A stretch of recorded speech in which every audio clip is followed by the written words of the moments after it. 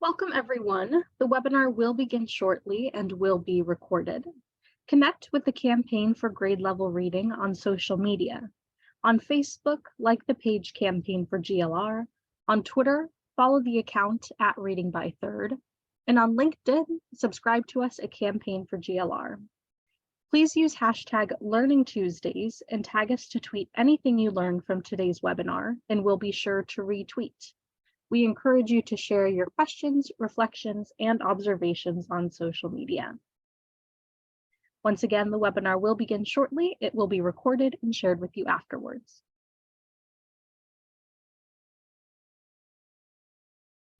Okay, hi everyone. My name is Sierra Sanchez, and I'll be behind the scenes helping to produce this webinar. I have just a few housekeeping details before we get started.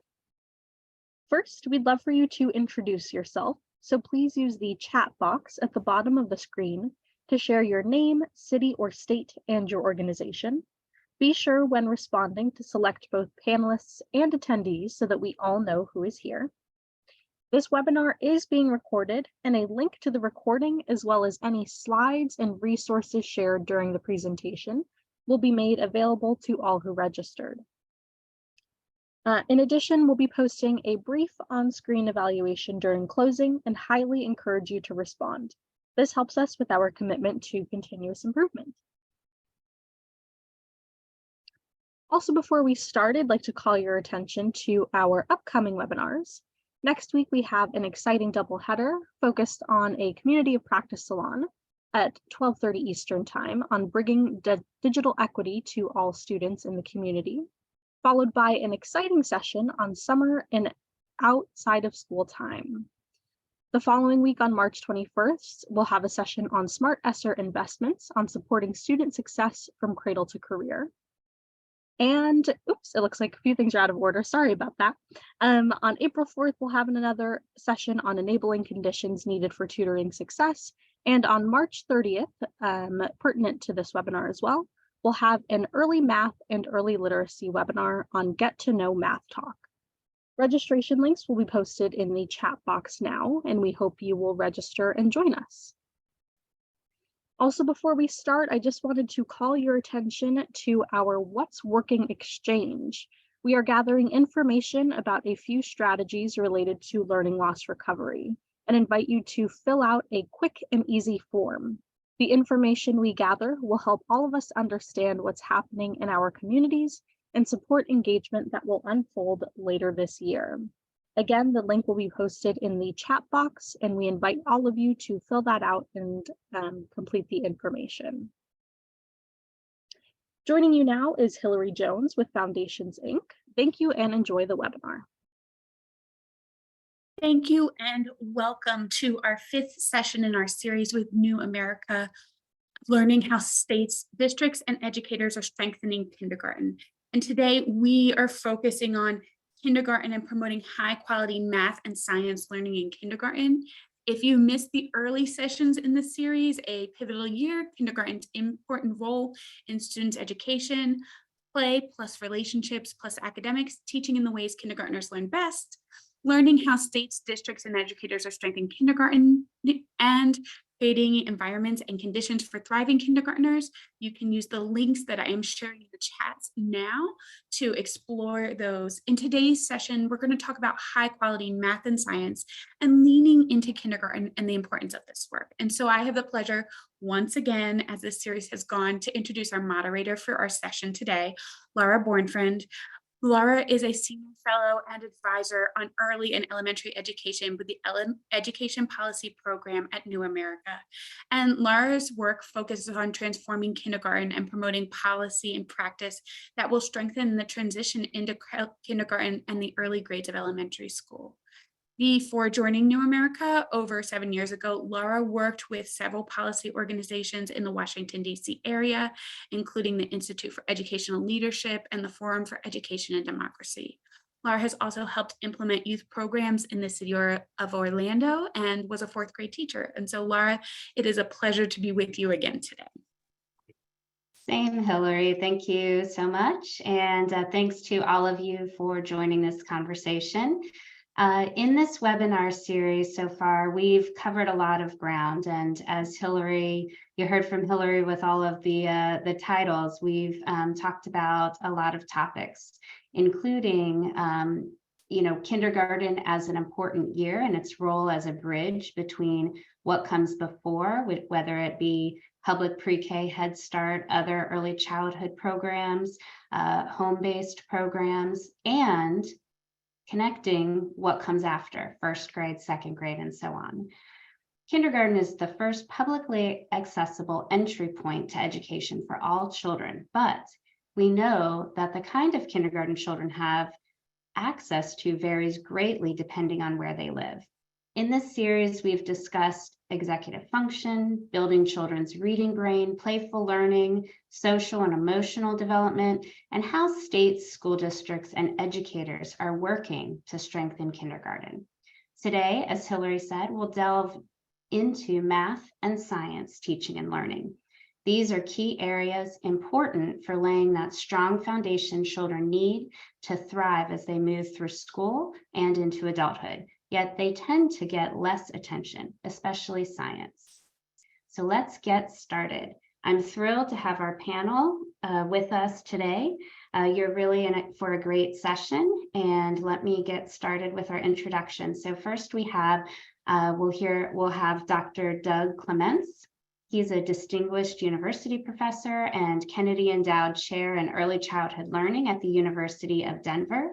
Dr. Clements has published over 185 research studies, 30 books, 107 chapters, and 300 additional works on the learning and teaching of early mathematics, creating, using, and evaluating research-based curricula, and taking interventions to scale.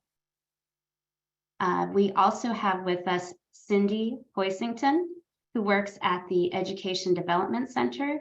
She directs projects centered on creating, engaging, cognitively challenging, and inclusive science and STEM learning experiences for children, families, and teachers who live and work in low-resource communities, and she has a focus on multilingual learners. We also will hear from Dr. Chiying Lim, who is a teacher, learner, and creative problem solver. She is also the co-director of the U.S. Department of Education funded STEM initiative for inclusion in early education center, STEMI, and principal investigator for supporting change and reform in pre-service teaching in North Carolina. We'll also hear from Dr. Lauren Solarski, who began her career as a kindergarten teacher and has taught children in preschool through grade 2. She now teaches adults in university courses and professional development workshops. Previously, Dr. Solarski coached teachers with the Early Math Collaborative. And we'll have Jess Tilley, who has been an educator for more than 14 years and is currently serving as a math curriculum specialist for the Philadelphia School District. In her current position, she writes curriculum, provides professional learning for teachers and leaders, and is leading the charge to prioritize early mathematics in her district. Welcome to you all, and we look forward to hearing from each of you in just a moment.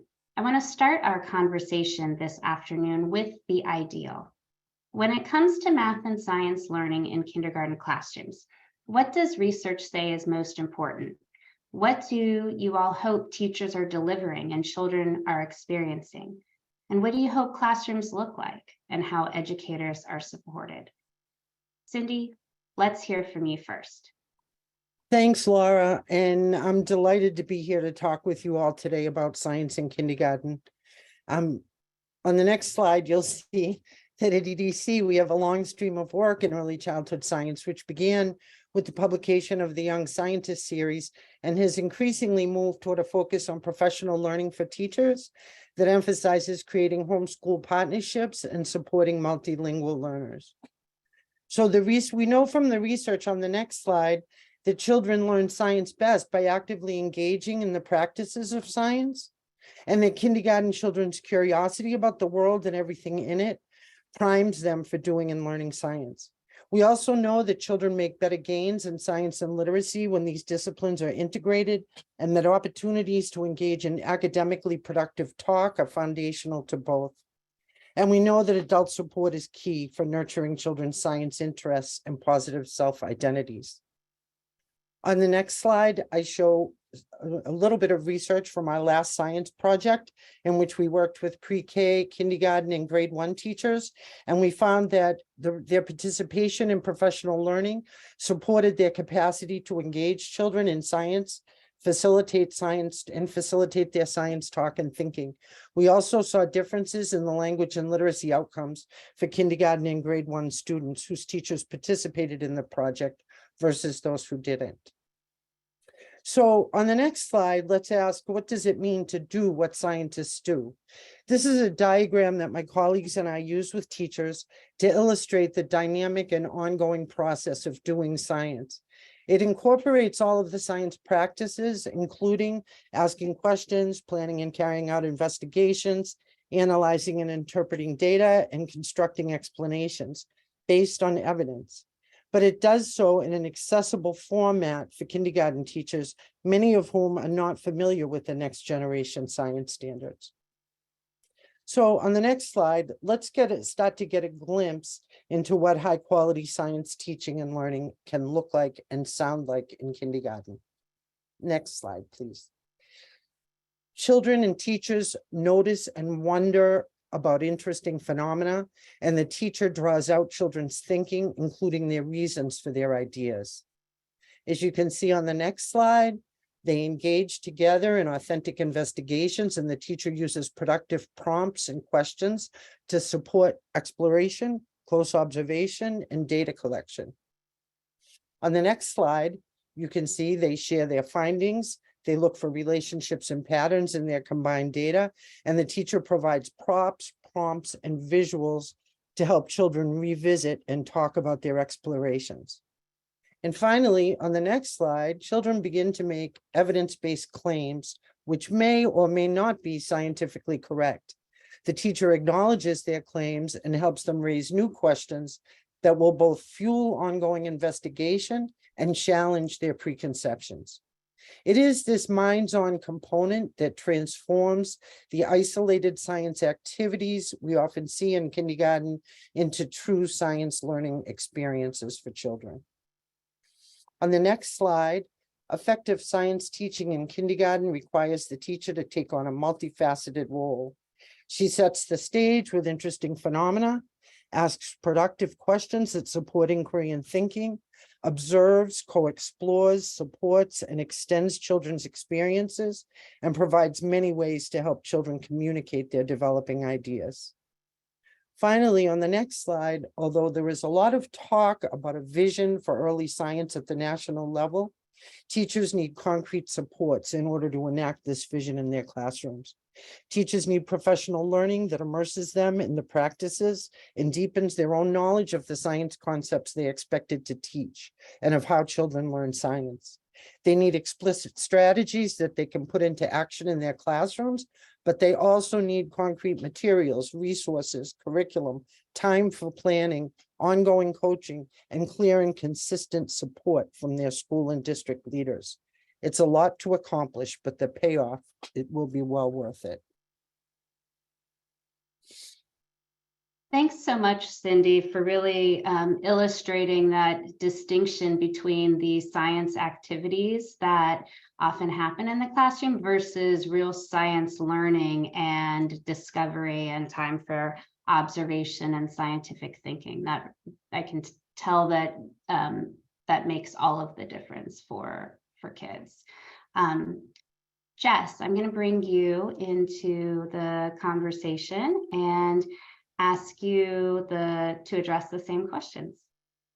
Thank you, Laura, and thanks, Cindy, for sharing the work that you're doing to prioritize science literacy. So much of what you said aligns to what we hope to see in mathematics as well, especially noticing and wondering. I actually have a Notice and Wonder shirt. It's not on right now, but I'm a big fan of that.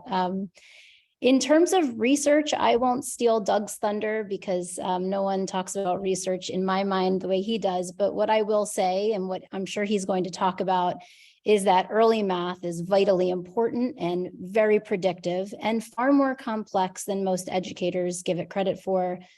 When I think about what a classroom should look like, I hope children experience opportunities to develop curiosity, wonder, sense-making, flexibility, perseverance. I want to see them doing and talking about mathematics. I want to see those same behaviors in our teachers. We want teachers who are curious and flexible in their thinking.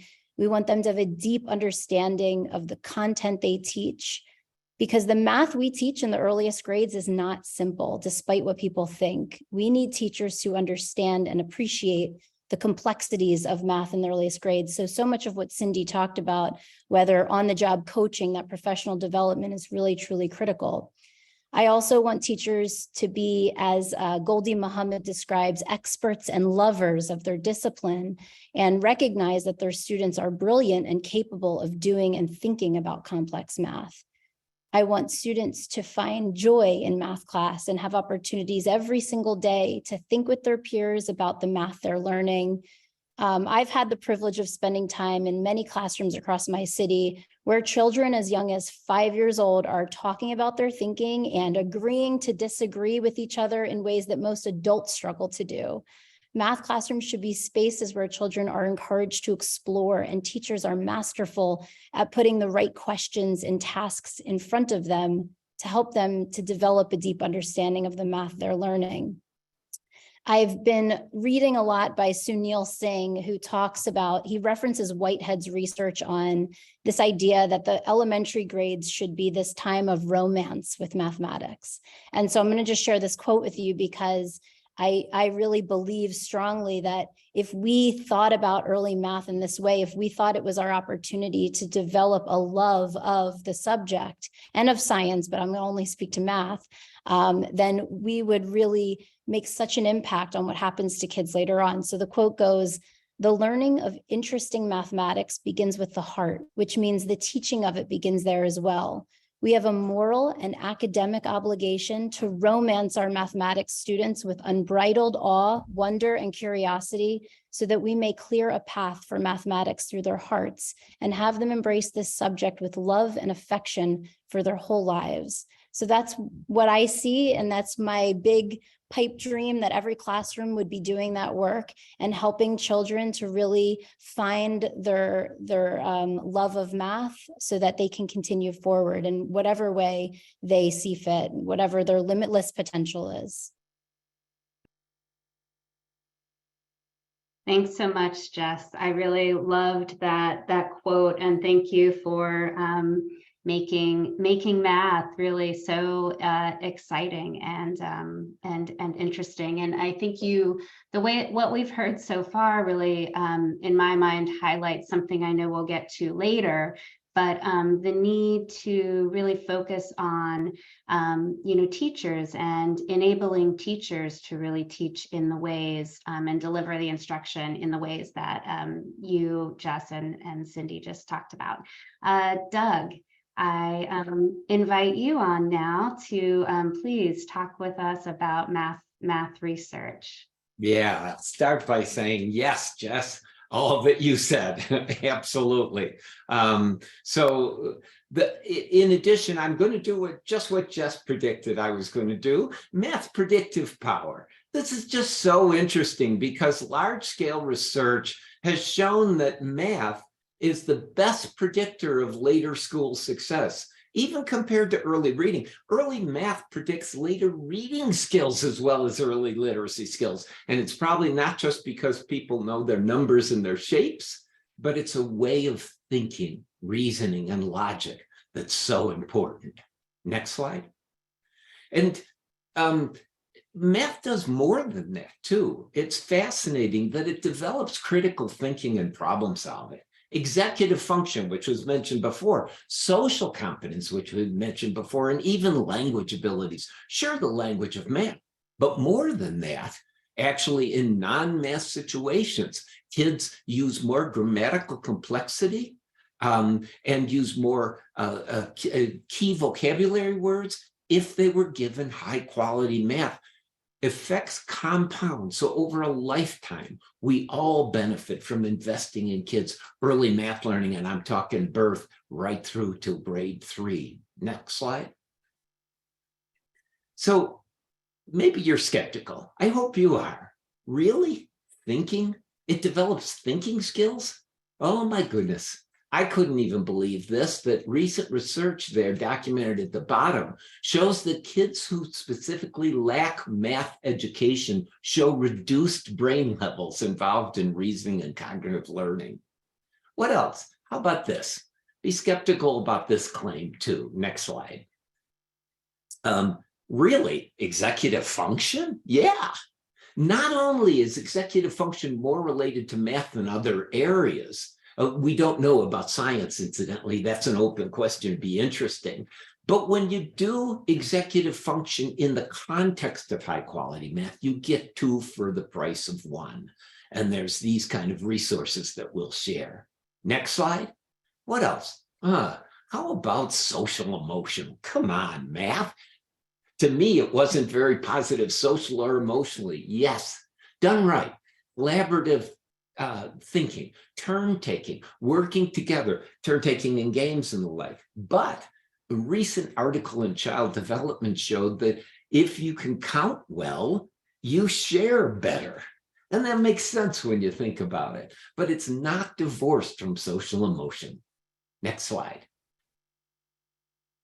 All of this, incidentally, is very dependent on high quality math, not boring math. Many of us suffered through early childhood math with worksheets and flashcards and other things like that. No, we need asset-based math that's grounded in knowledge of kids' thinking and learning. We use the idea of learning trajectories, and a recent IES report really said learning trajectories work. We want children engaged and active and inventive, creating their own strategies for solving math problems, talking about math. And we want content that's challenging but achievable. That's what NAEYC means by developmentally appropriate. Not just achievable, not just at your level, but challenging to lift you up to new levels of thinking. Next slide. The trouble is, we're talking kindergarten today, and the research is pretty clear. Most of the time, most kindergarten classrooms teach children what they already know. We have to move beyond that. We have to start doing challenging mathematics in kindergarten. And that does not mean first grade worksheets pushed down. No, no, no. It means interesting math where kids are curious and enjoy it and are engaged in it. Next slide. So one tool that I'd like to tell you about that was developed first with funding by the Institute of Education Sciences, and most recently then by the Bill and Melinda Gates Foundation, the Heisen-Simons Foundation, is a free website called Learning and Teaching with Learning Trajectories. The URL is at the bottom, and if you get a copy of the slides, you can just use that QR code to get there, which is replete with videos on kids thinking and show how it develops over time, birth through grade 3. It's replete with correlated instructional activities. So you can set up the environment, you can do play activities, you can do play-like intentional activities that are just at the right level for your kids. Next slide. So to conclude here, learning trajectories work. Incidentally, all those studies at the top there support the use of learning trajectories. A National Research Council report on early mathematics, several IES reports. They're all full of this idea that if you start where the kids know, if you start with kids what they can do, multiple research studies will show you that these kind of things are more powerful than just following a curriculum lockstep or teaching the target goal. All those research studies say the same thing. Asset-based, child-based learning trajectories are the way to go. Next slide. In summary, practice-based evidence of success is there. and it's scalable. We have clear guidelines that we know high quality math in kindergarten is asset-based, grounded in knowledge of children's thinking. Children are engaged, active, inventive, and talking, and the content is challenging but achievable. Thank you very much. Thank you, Doug. And some really important findings there, and that really signal the how much more we need to attend to math and math teaching and learning in not just the kindergarten classroom, but really with children beginning from birth. Okay, so I would love to next bring in Chi-Ying into the conversation. And as soon as I see you, welcome. Yep. Thank you so much, Laura. And I'm so glad that I'm kind of going after Cindy and Jess and Doug, because they set the stage perfectly for what I'm about to share. And so at STEMI, which Laura shared earlier, we are funded by the US Department of Education, Office of Special Education Programs. Our goal is to ensure that young children with disabilities birth to 5 can fully participate in STEM experiences. And Doug is on our leadership team, and Cindy also has been one of the experts that has been informing our work. So we are really excited that we've been developing learning trajectories for science, technology, which is computational thinking and engineering. And so we've been following a process where we reviewed literature, we got expert input, as well as rapid cycles of testing in center-based inclusive programs and early childhood, early intervention, home-based services. And basically, like Doug mentioned, children's thinking follows a developmental progression, and it's really important to start with the thinking, and it's a very strengths-based approach. And so all children follow the same path. Some just start at different places, and it's important for us as adults to know where they are going and how we can support them in moving forward. So on the next slide, you see that we've been kind of refining and developing. We've got identified like 40 some goal areas, which you'll see here. And they're very, very closely aligned to the next generation science standards. And each of these goals include multiple progressions, as well as, and some of the progressions, there are as many as 20 progressions in some of the goal areas as well. And we also have like the math learning trajectories. We do have example investigations and experiences that adults could then facilitate. And people have asked us, are these just for children with disabilities? No, these are not. At STEMI, we talk about how we aren't in the business of changing the children, but we are working to change adult behaviors, practices, as well as the systems that may impede the inclusion of children with disabilities in STEM. So the next slide, you see what we are using at STEMI, and what you heard Doug, Cindy, as well as Jess describe earlier are really the practices that are also what it should look like for children with disabilities. But due to ableist notions of who STEM is for and who can do STEM, we often exclude children with disabilities from these experiences. So despite the fact that we know that all children are capable of learning STEM, and that the development of these STEM identities and sense of belonging start well before kindergarten. And here you'll see some considerations on planning for and implementing inclusive STEM that are embedded within the learning trajectories that we are developing. So adaptations are not an add-on, but very much part and parcel of the trajectories and allow for the children to participate independently. So you see that considerations are first made to the environment, thinking about the room setup, placement of toys or materials, for example, and then moving to thinking about what kinds of materials need to be modified so that children could be engaging in them and fully participating alongside with their peers. And then, of course, most importantly, is the instruction. So, for example,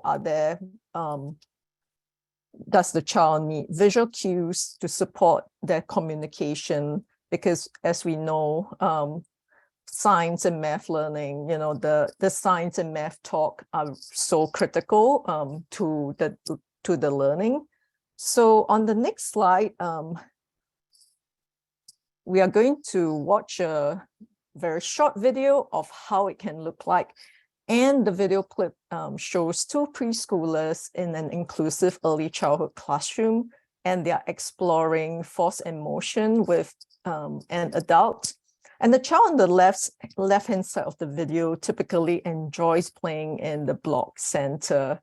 And one of his IEP goals is to support his communication skills through play with his peers as well as the adults. So we can go ahead and play the video.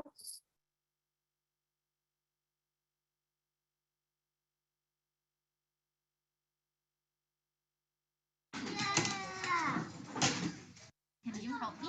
Can you put this ball? Let's see if it moves. Oh! It rolled down the sled. Can you get it? Come bring it back. Do you want to try? There it goes. I have something else that I wonder if this will go down the ramp.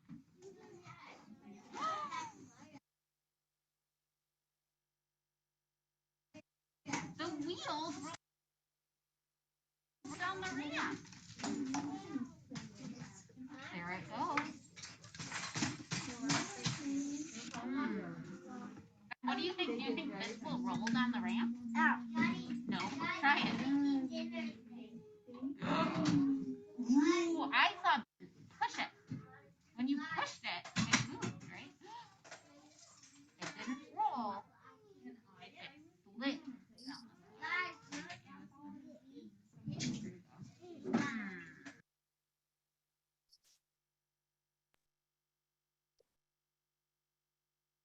Thank you, Jean.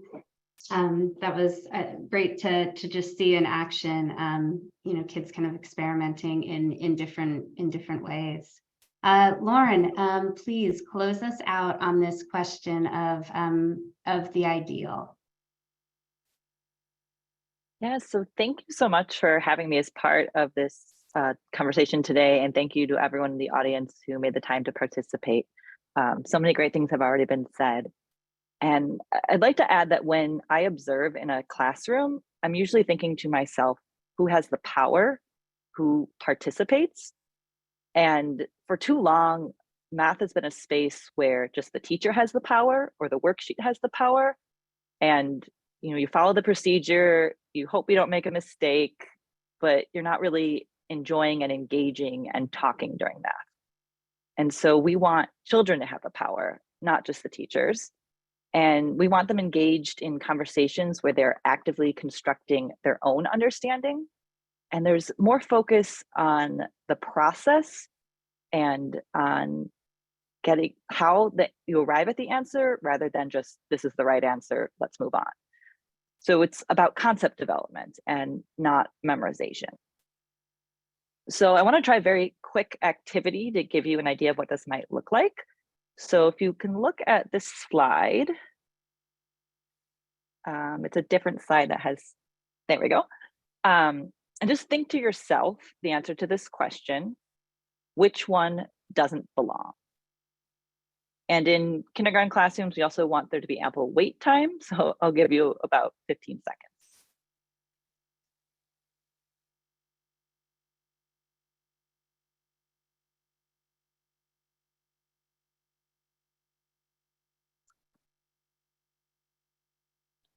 So if we had more time, I would elicit answers from all of you, and we would debate a bit and have this wonderful discussion that I would steer to be more and more mathematical. But since we're short on time, I'll summarize that maybe you thought it was the coffee because it's the only one that you drink. Maybe you thought it was the sesame bun because it's not really a breakfast food. Or maybe you said the sesame bun because you noticed it doesn't have a hole. Or maybe you said the bagel because it's the only one that's not round. The point is that there's more than right answer. And the purpose of doing activities like this is to help kindergartners develop that critical thinking that Doug talked about earlier, and to get them talking, which is so important in the science classroom, as Cindy said, and also in the math classroom, especially in kindergarten, because they're young and they're still figuring out just how to use language. And that requires teachers to understand the math content and also those trajectories so that they can take what the children offer in a conversation like this and steer it. And they can also pick the right images for an activity like this.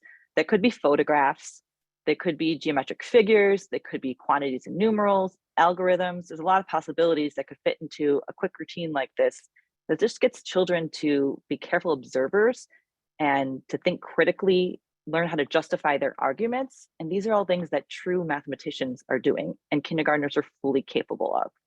So ideal kindergarten classrooms are full of math talks, which I know there's an upcoming webinar specifically about. And the classroom community is discussing one problem and the multiple ways that it could be solved. And in these classrooms, mistakes are viewed as opportunities for learning because they might illuminate to another child a misconception that they had. And so it's not worksheets, not memorizing algorithms.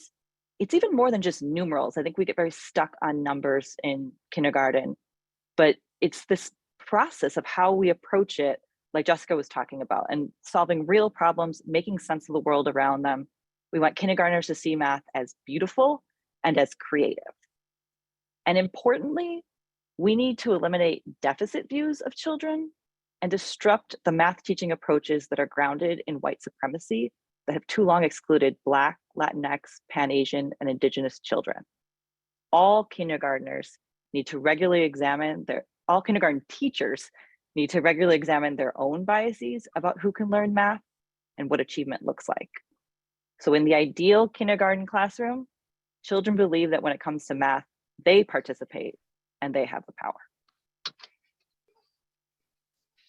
Thank you, Lauren. And I love this activity just for so many reasons, but just, you know, for one, it really jumps out to me to get students talking and sharing their ideas and their perspectives, which of course bring in, you know, just their cultures and families as well. And so it's so important, just not enough conversation generally happening in kindergarten classrooms. So this is great to see that.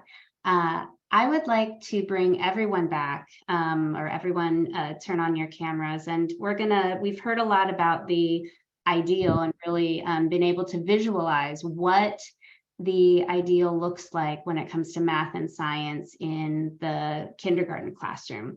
And so I want to kind of shift and, you know, think about now that we know that most children aren't experiencing this ideal and maybe even not coming close to it. So why not? And Lauren, I want to come right back to you and start with you. And, you know, a few years back, you know, wrote about finding joy in mathematics. And, you know, some of you mentioned that, you know, in your talks. And so just from your perspective, why is that really tough for some educators? Sure. So the article that Laura is referencing is one I published in NAUIC's Young Children, and it's about my personal journey. So for a very long time, I was someone who proudly would say, I hate math. And I just had too many negative experiences in my own schooling. And so when I went on to be a kindergarten teacher, I struggled to teach math. I didn't enjoy it because I didn't understand it. And then I became a participant in workshops led by the Erickson Early Math Collaborative. And it was there that I was finally exposed to what math could be, to all the ways that this ideal classroom could be created. And it made me realize that the way that math was taught to me through memorizing procedures meant I was really terrified of getting that one mistake along the way that would lead to an incorrect answer. And I mean, it was worksheets with like 25 problems, or it was, do what I say with the counting bears and just mimic it back. So in contrast, I really enjoyed all of my English classes throughout school. And that was because I benefited from the way they were taught. There was conversation, there was creativity, there was a routine of writing rough drafts, so it was low risk. I could go back and improve my work, so I was more motivated. It wasn't all or nothing, but it was all or nothing in my math classes, and that led me to have math anxiety. And unfortunately, this is all too common a story from early childhood educators. We are a field that's full of women, particularly minoritized women. And these are both identities that traditionally have not been welcome in math and science spaces. We know that white men are overrepresented in STEM careers, and this is starting way back in early childhood with both the direct and indirect messages that children pick up on about who math is for. And research actually tells us that female identifying teachers who have high math anxiety pass that on to their female identifying students, but not their male identifying students. So as a result, teachers have negative attitudes about math. They can lack confidence in teaching it. And they also might have gaps in their own knowledge because of the way it was taught to them. And so they perpetuate these misconceptions about what a math class should look like, because we often teach how we learned. And altogether, this makes it very tough on them to provide the math experiences that we know children need. I wholeheartedly agree with you, Lauren. And as a former fourth grade teacher, I look back and wish that I had been felt better prepared and more confident in teaching both in math and science. It was certainly interesting, but I just didn't feel confident in teaching it. And so Doug, and I want to turn to you, and you talked about learning trajectories. And so I want to talk about educators and what shifts really need to be made to use learning trajectories. Yeah, at the global level, of course, that involves policy and administrators and everything, use a curriculum based on learning trajectories, first of all. Not all are, not many are, but regardless of what curricula or resources you have, start with children's thinking. Understand, learn enough about learning trajectories. You could start with just some topics, counting or subitizing, instant recognition of small numbers to get a sense, and find out where your kids are. You may very well find that you can do productive adaptations, meaning changes to the curriculum or the plan you might have had. In kindergarten, you might condense some 2 weeks of things into 1 week. You could ignore counting to 5 if kids come to you and they can already count past 20. So skip those things. There's no way that people should feel that a curriculum or a plan has to be followed step by step because these people must know math, but you know the kids. So you got to move forward. Very often with curriculum resources in kindergarten, you have to ask math, you have to add math and cognitive challenges at the kids' level. So they're at the zone of proximal development. If they've achieved this level of thinking, we want to challenge them to achieve the very next one. At the same time, it's really important to avoid what Anne Brown calls lethal mutations. It's something that takes the heart of the mathematics out of an activity. Let me just give you 2 quick examples, right? There'd be an activity where kids roll 2 die and they add the numbers and put them together. And a kindergarten teacher must think that's hard for kids. I'll just do 1 die. But then it's not addition anymore, right? Worse, I've seen people say, oh, I'm supposed to play board games, but they pull out a board game like Candyland and use a spinner that has colors on it, and you go to the next color. not mathematical at all. You could just substitute a die or a spinner with dots or numerals or something like that, depending on the kid's level of thinking. And the other thing they want to do is really promote, and several people have talked about this, true problem solving and the like. They can do such excellent thinking if given the opportunity. Let me give you an example that happened recently in a classroom. They were playing a board game, a mathematical board game, and the teacher changed the die very early in the year from one that was a regular one of a pair of dice, right? The regular 1 through 6. She had taken an inch cube and put 5, 6, 7, 8, 9, 10 because the kids were counting higher, right? That's good. But they had decided that when you rolled at the end of the board game, you had to have the exact right roll to land on the end, the target there. And the child was on space 39 out of 50. And he looked at the die, which it was 5 to 10. And he looked at the game and he said, if I roll more than 6, I'm dead. What did he mean? He meant that if he rolled a 7 and he's on 39, he would be at 46, right? And if he's, did I say that right? I think so. And if 46, and if he's at 46, the die doesn't have the 4 he needs to get right to home. That kind of thinking ahead blew the teacher's mind, and it surprises me, even though I know kids have this capability to think that far ahead. So these are the kind of things that I think the shifts educators need to make kindergarten mathematics as productive, engaging, and joyful as we've heard from several speakers. Incidentally, we got a new project called Bajillions that builds on that learningtrajectories.org thing that I wanted, and we need volunteers, so please write me if you will. And Sheen will be saying more about adaptations for children with disabilities, which are really important too for the STEMI project. Thanks. Thanks, Doug.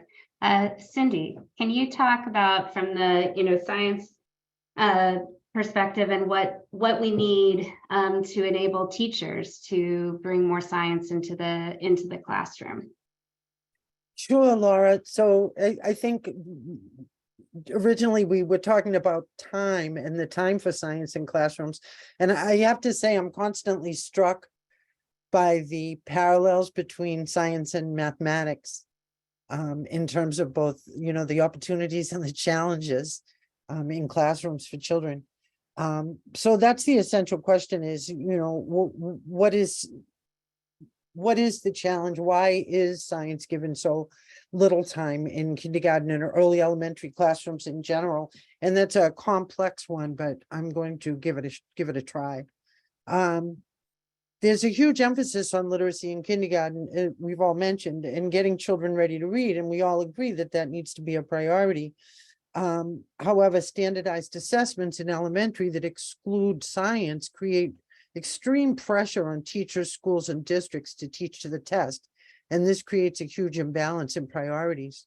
In many school districts, children only do science once a week, sometimes for 30 minutes, and science has to split time with social studies, also an underserved content area, making it hard for teachers to make connections and build on children's learning from one experience to the next. In addition to that, increasingly siloed curricula and classroom schedules make it almost impossible for teachers to truly integrate across content areas in ways that might enable them to leverage children's science knowledge and their math ones as well, and their experiences as a rich context for language and literacy. That also gets children excited about reading and writing, right? Because they're doing it for the purpose of sharing their findings and sharing their ideas with others, as well as learning more about a topic of interest. Hands-on and minds on science begins with and depends on opportunities for exploratory play. And we know that play is decreasing dramatically in kindergarten, and playful materials are being pulled out of classrooms. And Lauren talked about this in regards to math. Elementary teachers in general do not feel well prepared or confident about teaching science, in part as a result of their own past school science experiences, And this becomes a repeating cycle that gets modeled for children, particularly for young girls. And teachers do not receive the types of professional learning that might change that. Consequently, they don't get to experience for themselves the current vision of science teaching and learning, which is joyful, and how it differs from the ways in which they were taught science and the ways they've become accustomed to teaching it. And finally, authentic science teaching really requires, and one of my fellow panelists mentioned this as well, really requires adopting a view of all children as capable of doing, thinking about, and learning science, and a shift in thinking about the teachers and the students' roles. Viewing the teacher as a co-explorer, facilitator, reflection leader, rather than as the kind of sage on the stage, really goes up against a perspective that is deeply embedded in elementary school culture and remarkably persistent. So I think I focused a little more on the challenges versus the opportunities. No, Hopefully that good. will launch us into those. Yeah, I hope we will get to opportunities, definitely. But before we do that, I want to talk to, let's see, Jean, can you talk a little bit about, I know that STEMI created a guide focused on addressing STEM myths. So can you talk to us about some misconceptions about science learning? Yep, I sure will. And so basically, I just dropped it into the chat box, and the guide talks about the many STEM myths, especially in relation to ableist attitudes and beliefs about the capabilities of children with disabilities and very young children like infants and toddlers, and also the misconceptions about STEM being academic and, you know, and not playful or joyful enough. And then that science isn't for young children, and that the language and literacy needs to be front and center. So we, in that document, we kind of busted the myths with just, you know, like facts, and then ways that practitioners could kind of move forward with that. So I think, you know, like for us as a center, the biggest misconceptions is probably around science or STEM learning isn't for children with disabilities. And I think, you know, and also that it isn't really for young children. And I think these misconceptions have been really detrimental for not just research, but also policy and practices. So for example, when we looked at the literature on STEM learning, kind of birth to 8, we found that just a very low percentage actually included children with disabilities and when they are talking about STEM. So I think, you know, we are not just having that research to practice gap, but there's already a research gap right away. And I think, like when Cindy was saying earlier about the professional learning and practitioners not having the professional learning, as well as, you know, what we know is also that early childhood teacher prep programs that prepare teachers to work with children birth to 8. Very few of them have a course that is specific to science or math, and I think most of the time it's like, you know, there's hardly any place where there's a specific course that is focused on science. And then another thing that we did was at the state level, I think, you know, the early learning guidelines has been a guide, and yet, you know, when our team analyzed this, we found that there was a lack of explicit indicators related to science, technology and engineering, and most were not also aligned to NGSS standards. So, you know, when you kind of take that all together, you know, what kinds of messages are we giving to our teachers and practitioners with our evidence base as well as our policy documents? Thank you. Thanks. And Jess, I'm going to ask you a question that sort of talks about a barrier, but maybe gets us into that opportunity or hopeful discussion. So the focus really on literacy over the last couple of decades, especially reading skills, has had a lot of influence on the content and learning experiences that young children have. And of course, we know literacy is highly important, but there's a lot that goes into developing young learners. And so how do you think we really dispel the notion that literacy is the only or the best way to access education? Thanks, Laura. I think that I would actually start with a different question, which is, what is the purpose of school? What is our goal of education? There's a really great article that I had to read in my doctoral program called Why Go to School by Stephen Wolk. I'll put it in the chat for everybody. But he asked us to consider what the purpose of school is. And I think, and we're all talking about this, if the goal is to cultivate the genius of our children in all the ways that we've been discussing, then we really need to rethink what we're doing every day with teachers and students. Cindy, you expressed this really well. When we spend all of our time and energy focused on helping students learn to read and helping teachers learn how to teach reading, we neglect to foster the important skills that are developed through math and science. And this might be uncomfortable for some people, but we set the bar pretty low on what the outcomes we want for our children are. If our goal is just that they are literate, then is that the kind of bar we want to be setting for our children? And I'm not suggesting that reading shouldn't be a priority and it's not a critical skill. We know it is, but we spend 120 minutes a day on literacy skills in the youngest grades and not nearly enough time supporting student development of criticality, problem solving, curiosity, and most importantly, joy in math and science. And that's just a giant missed opportunity. We also treat literacy as this standalone subject, but I think Doug and Julie's work has really shined a light on the fact that early math understanding seems to have this cognitive component that Doug talked about, and that taps into children's reasoning skills, which supports them in literacy and beyond. So I think the more we share this, the more we spotlight that early math, and I'm not going to neglect science, but again, I can only speak to math, creates access to everything else. I do think that people will start to catch on. But aside from sharing the research with educators, we have to walk the walk. If districts are only prioritizing literacy professional development, they're sending the message that literacy is all that we value. We also dedicate, like I said, a great deal of time to literacy instruction. So again, we can say that our goals for education are, to develop curious thinkers who are problem solvers, but what we do every day sends a strong message about what we value. And I just think if we really want to develop the great thinkers and problem solvers of tomorrow, which our world really demands, we have to do something differently. And that starts with what we do with children across curricula.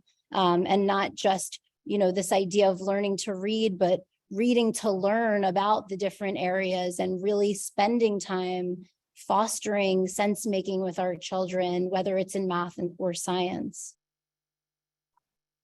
Thanks, Jessica. And I think, the point you made is that, yes, reading is important, but alone it's not enough. And so how do we bring in more high quality math and science instruction to really help children become the critical thinkers, curious, creative, all of those important things that math and science can bring into, that can help, children become what we want them to become. And so I have a question that's more on this, on the opportunities and getting to the ideal, high quality science and math. And I'm wondering, what role do families play? What do you think?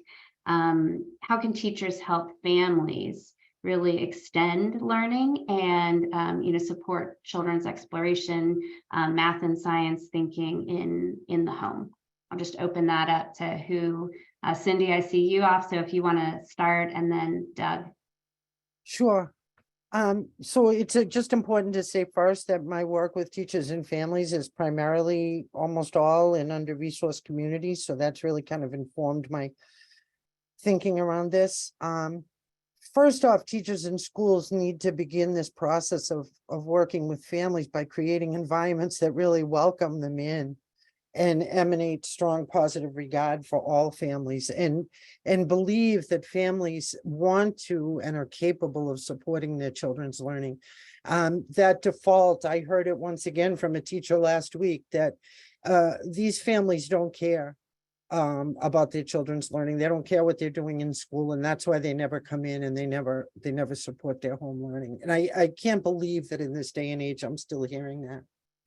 When it comes to science, it's also important to recognize that families come with their own historical and personal past experiences with science and with teachers in schools, often negative ones that influence their comfort levels around science and with engaging with teachers and school staff. But also know that as children's primary role models, parents play an incredibly influential role in sparking and sustaining their children's early interests around science. In fact, more so because of the relationships that parents and children have, they often play a more substantial role in that than teachers and schools do.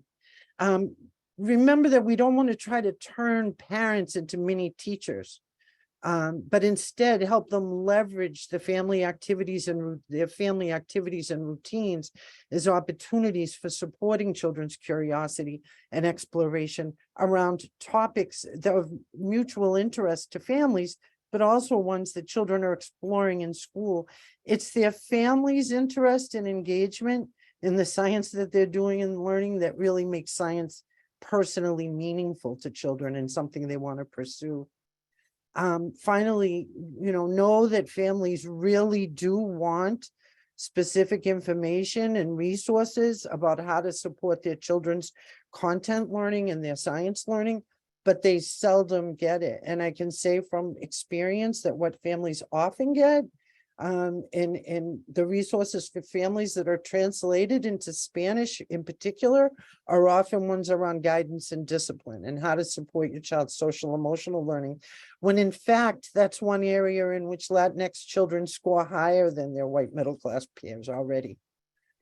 So giving specific information to families about the science children are doing and learning at school, but also why it's important and how it connects to priorities that the research tells us families have.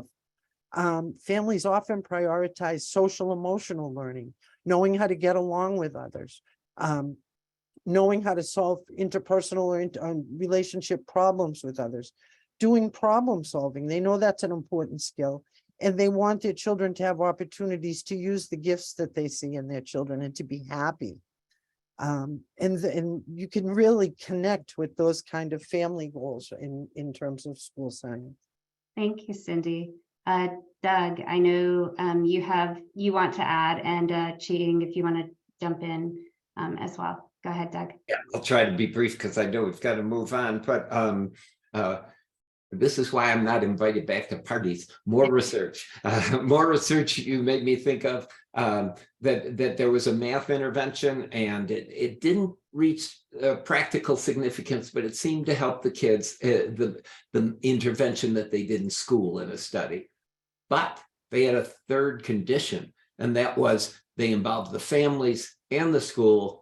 Highly significant statistically and practically. It matters what you do at home. Julie Sarama, my wife and colleague on all this work, Julie and I have a letter that goes home every week, tells students, just like Cindy was just saying, what we're doing in school. And here's an activity you can try at home. But I think we went halfway there. We did not do what people talk about with funds of knowledge and communities. We need to invite people in, the families in, and build on what they know and what they do mathematically and in STEM in general to be truly effective, I think, and more equitable. That's it for me. Thanks. Yep, and I'm just going to piggyback on what Cindy and Doug just said. And I think, I was thinking about how do we reframe this, because it's it's about how we work with the families, and families could inform us what their strengths, interests, and also what some of the activities that they're already doing at home with cooking, for example, and what are some of the goals that they have for the children. And these could kind of, I don't think it's like a direction from the school, but like I think it's a kind of a bi-directional kind of interaction that needs to happen for this to be really successful, and really being very intentional about the interactions that we have with the adults, as the families, as well as the children. Laura, can I jump in? Go ahead, yeah. So like I think Cindy alluded to, parents are the result of the education system we are trying to dismantle. So they come with their own trauma and relationship with math. They're uncomfortable supporting their children with this new math, right? Even though it's not new math. And so I think, like has sort of already been shared, the idea of partnering with families, but really I try to work with families to just have joyful experiences with math with their children. So we do family nights. I've gone to different schools to support family nights where we teach families games. We play math games with families that they can turn around and play with their own children at home that are grade appropriate for their kids. And I really think that when you foster just a different feeling, and you create those spaces, and I try not to say like, don't help your children with homework. Like first of all, homework, Doug could probably talk about the research behind homework, but like, that's not going to help your child. It's not going to help the teacher even know what the issues are. And again, we have our feelings around homework as it is, but really I want children to go home and just have joyful experiences with their families. I don't want them fighting over, the parents like, no, you need to do it this way. And the kid's like, no, my teacher said to do it this way. That just creates tension and more stress. And that shouldn't be what happens when children go home and think about math, right? So the point of having those joyful experiences, relating it to what they're already doing at home. Ching mentioned cooking, like helping families see that math is everywhere. Math is when you go to the grocery store, when you go to the library, everything can be counted, everything can be reasoned. I think that's the important stuff that we should be doing with parents. Thanks, Jess. Okay, I'm going to bring in an audience question here from Alita. So this is to any panelist. How would you respond to the argument that we should focus limited resources on secondary science and math programs and students given critically to a strong STEM workforce? What are some clear arguments in favor of focusing on STEM learning, on early STEM learning? And he just says, the individual says, Doug, you started to lay some of these out in your presentation, but curious if there are others.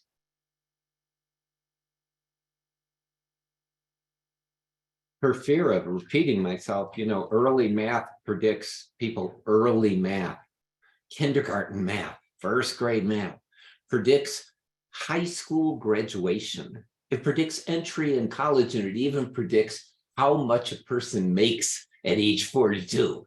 Oh, my Lord. Early science predicts later reading success when reading becomes comprehension, not just decoding. STEM is just incredibly important. It is too late to start in secondary. I realize too, we have limited funds. Well, we got to fight that too. So we've got to be advocates for more and more funding for high quality education through, but we leave out the early years and put it in secondary at our peril. Yeah, I couldn't agree more with Doug. We talk about reading by fourth or reading by the end of third. It's math before first. And if we think that we're going to attack this issue, there is a threshold, and it gets to be too late to do what we need to do to help support students in developing those skills, because we don't have the resources or expertise, and we have this critical window of time that we can really support students in developing those important skills. So I couldn't agree more that we cannot wait until secondary to do this work. Right. And I was going to say the same, I think, ditto to that. I've been a high school math teacher before my, moving down to the early years. And I saw just students coming to me and they have already lost their sense of kind of curiosity for math and, kind of identity as well. They have lost all that. They've been told year after year after year that they are not good at math. And so they pretty much have given up by the time they are in high school. So I think, really investing in the early years is so critical because we know these identities and sense of belonging to the field actually starts like really early. Yeah. Lauren, do you Can I wanna- jump in here Yeah, too? go That ahead. I want to argue that kindergarten is too late. Some of the more recent work I've been doing is with babies and kind of this math with mama and engaging families in the kind of discussions that talk that they can be doing even with babies that's math related, but also language related and helping build brains from the very start. So even advocating for more funding for schools, we need to, be advocating for parental leave and other ways to support families all the way from birth so that they can, build these brains from very young so that by the time they get to the kindergarten classroom, they're already exposed to these things like counting and being at the grocery store, but just that parents are so stressed out, they don't have that type of energy to engage with children or realize that what they're doing is math. So even younger, I would say, but not push down of worksheets and all that stuff that we know is better for later, but thinking about things like pattern and change. Very, that touches on related to a question that someone else asked, that if someone wants to comment on this very briefly about income disparities and how those impact the early math gap.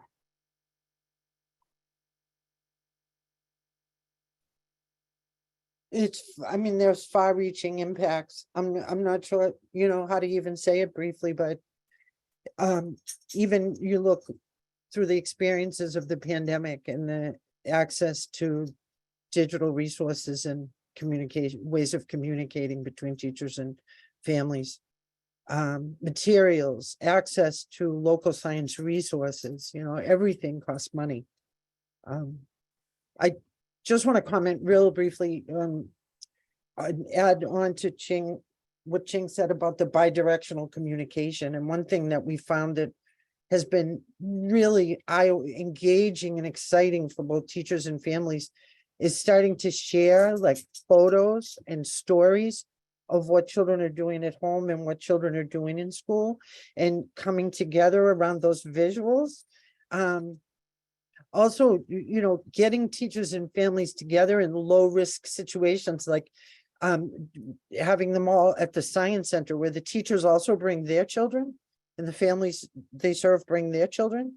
And everyone has this, kind of exciting, interesting day together at the science center, which gets them more on a peer-to-peer level rather than a teacher-parent kind of one-way communication level. So just a little bit random, but things that people have said are just sparking so many of my thoughts. I just wanted to add those. Oh, thank you. Thank you.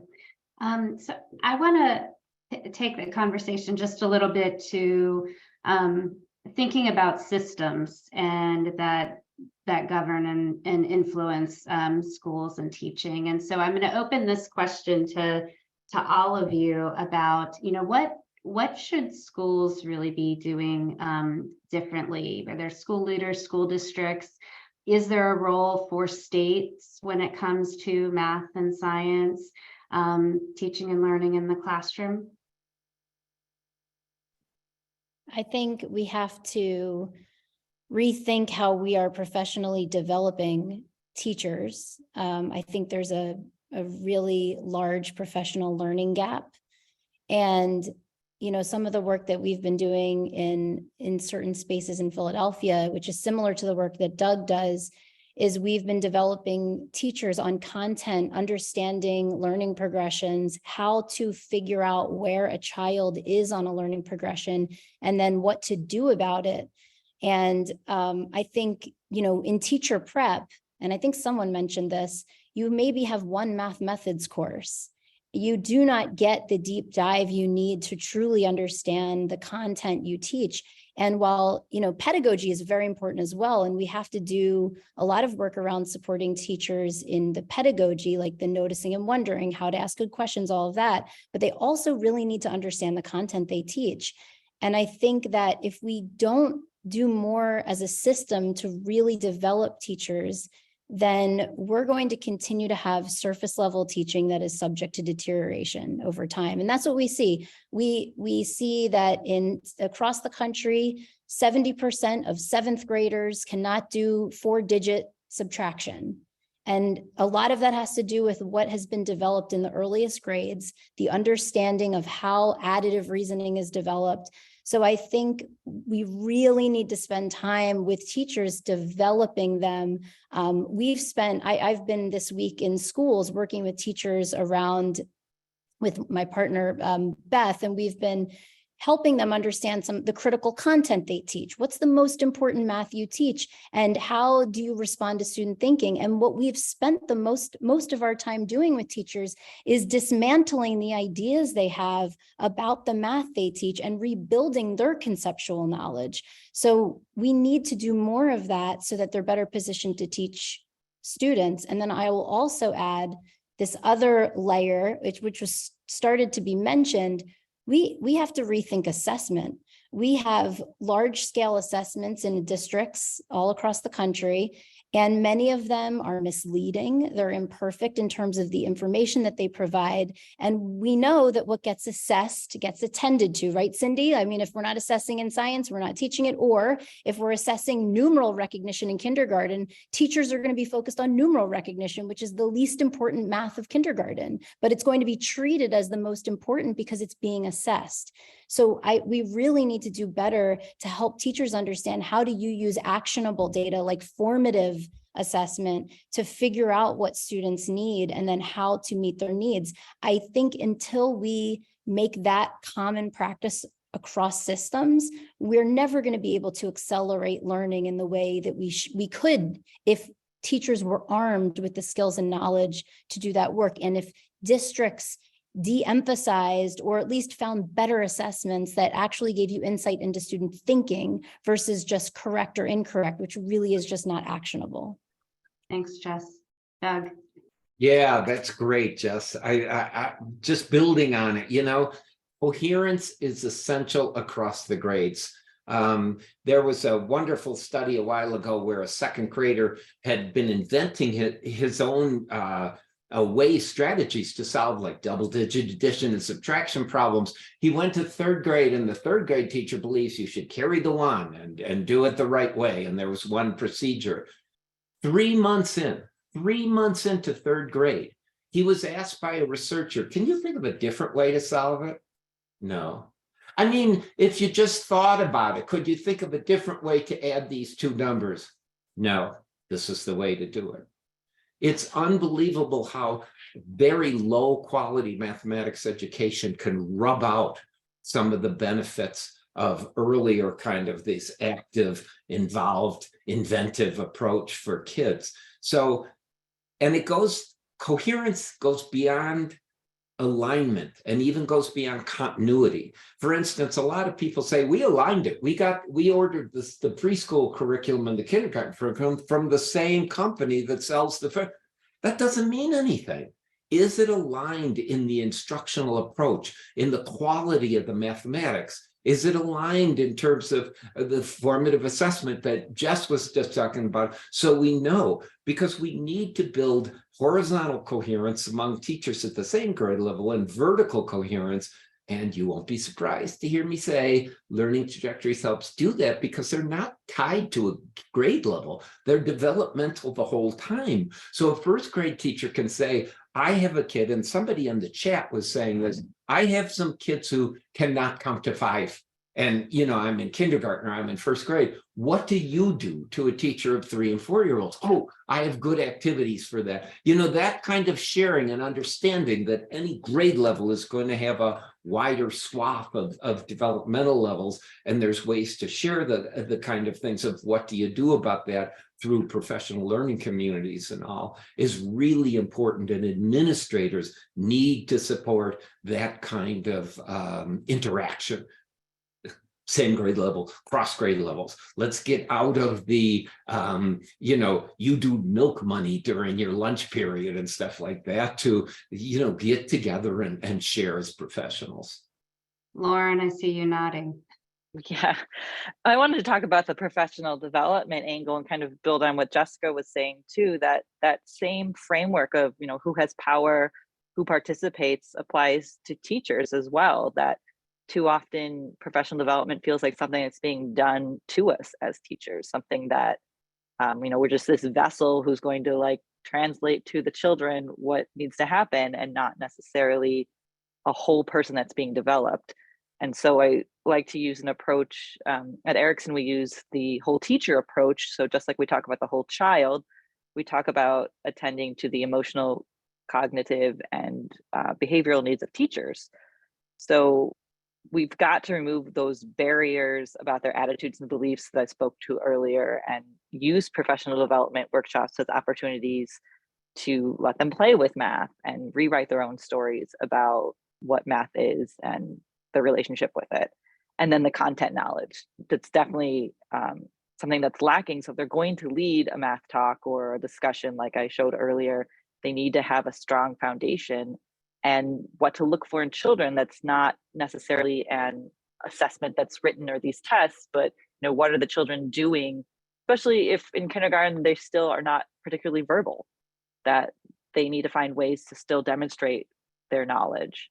And then using things like books with teachers can help them feel more comfortable, because they love literacy. And so if we have math rich books that we're building lessons off of, that can be helpful to shift practice.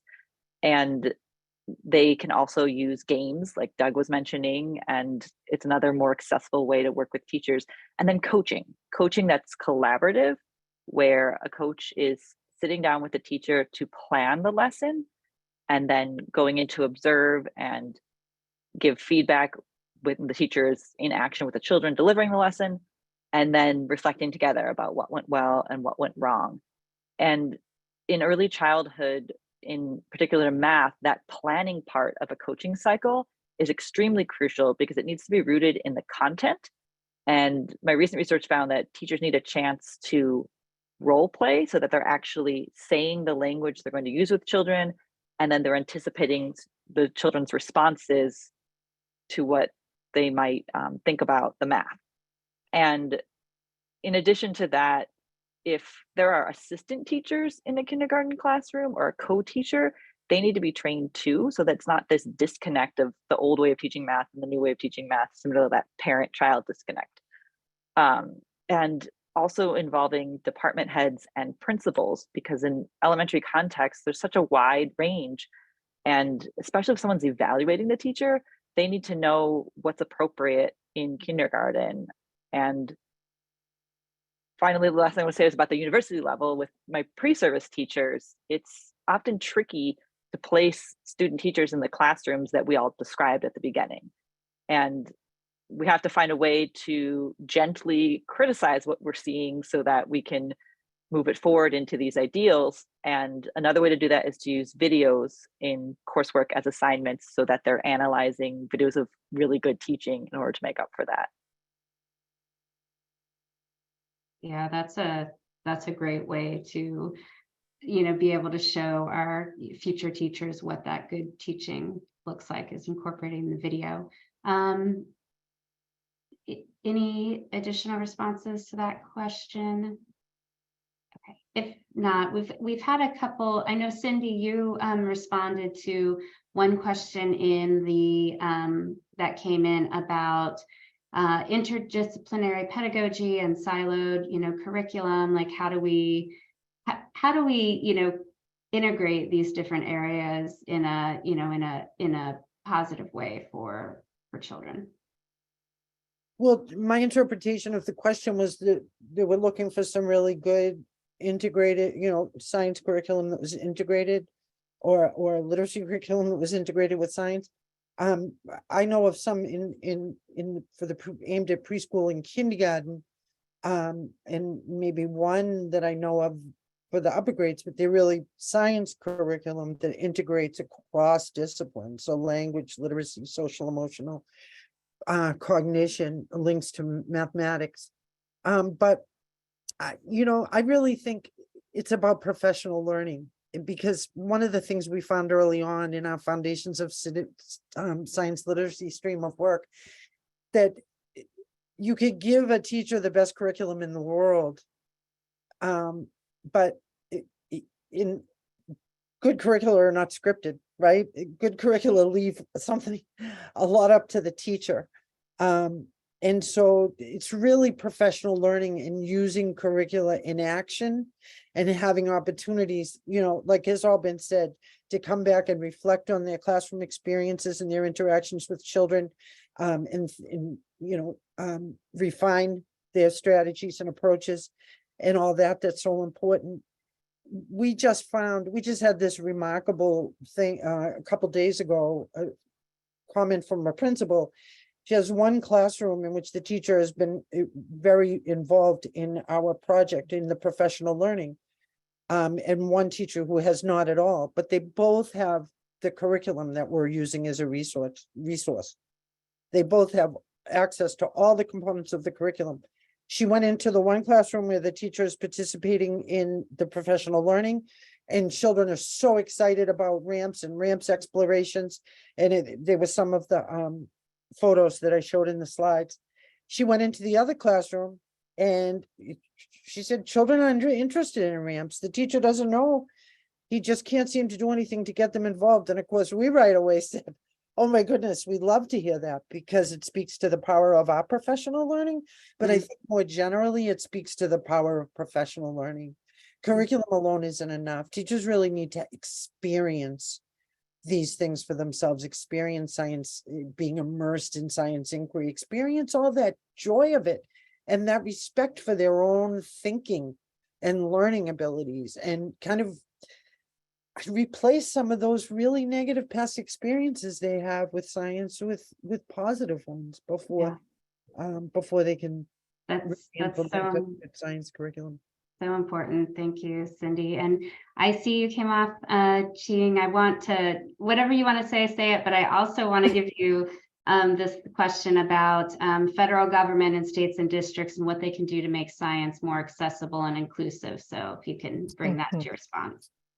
Yeah, and I think, like Jess, Lauren, and Cindy have all covered that, as well as Doug, and wanted to piggyback on Cindy's comment about that experiencing the joy and really having high expectations. And I think, it's not just having high expectations for themselves, and also having high expectations for every single child that walks in through the classroom. And that is really critical. And so at the federal level, last December, the federal government launched You Belong in STEM initiative, and it was launched by the US Department of Education. But what we noticed when we were there was that we were one of the few that was focused on young children and also disabilities. And most of us know, most of the initiatives are focused on middle to high school students. So I think, overall, there could be a more systemic focus on early childhood and elementary and early elementary ages.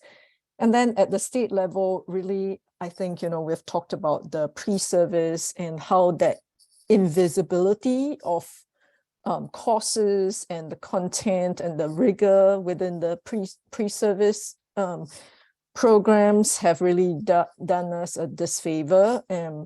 So that's one. And then I think, within school districts, a lot of times we see all this one-shot deals. And I think, we need a lot more of that job embedded, sustained over time, coaching, types of professional learning. And I think, kind of to round that up, I think when we are kind of looking around at our table, we need to think about, who's missing from the conversation when we are talking about STEM not being accessible. And if we want to make science or math more accessible and inclusive, I think it has to center on the people who have been historically marginalized. And I think that is really critical. Thank you. And that's a good place to leave it. Important last words. Thank you to all of you for such a rich discussion, and I will let Hillary close it out. Thanks, Laura. So just very quickly, for those of you who haven't logged off already, please join us next week, bringing digital equity to all students in the communities at 12:30 or summer and out of school time at 3 p.m., both Eastern Standard Time. On the 21st, we'll be talking about smart ESSER investments.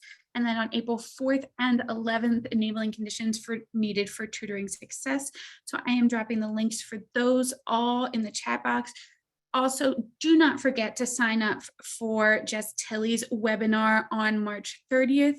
It does have a separate sign up link, so you need to keep your eye out for that, either in our follow-up email or grab it right now from the chat. And March 10th is the last day to let us know what you're doing in your community with the What's Working Exchange. And so please take a moment and fill that out if you have not already. It should take you about 5 to 8 minutes, and we really want to connect with communities and understand what's happening with early literacy. And so thank you all to the panelists. Thank you to our audience, and I hope you all have a wonderful and educational week.